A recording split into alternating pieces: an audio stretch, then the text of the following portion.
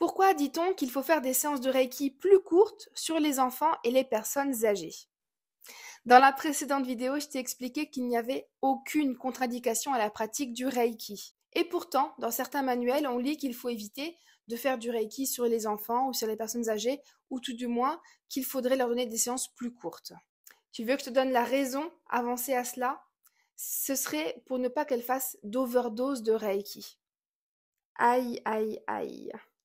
C'est pourtant simple, il suffit de comprendre le mécanisme d'une séance de Reiki pour saisir la fausseté de ces affirmations. Le praticien Reiki canalise l'énergie qu'il met à disposition de la personne. C'est la personne qui décide de la prendre ou pas. Lorsqu'elle l'absorbe, l'énergie Reiki va agir où elle le doit et stimuler le système d'auto-guérison de la personne. Le praticien, lui, peut rester des heures en apposition de main.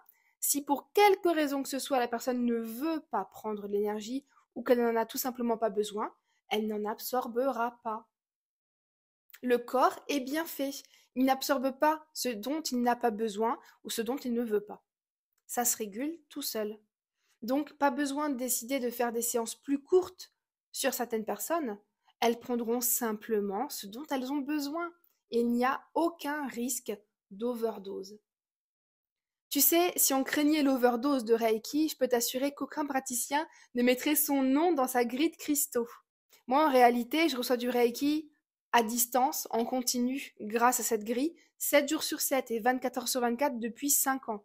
Et ma fille en reçoit depuis sa naissance. Ça nous permet de disposer du Reiki à volonté et de l'absorber simplement quand on en a besoin.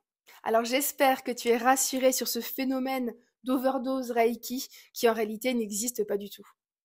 N'hésite pas à nous donner ton avis dans les commentaires parce que ça m'intéresse.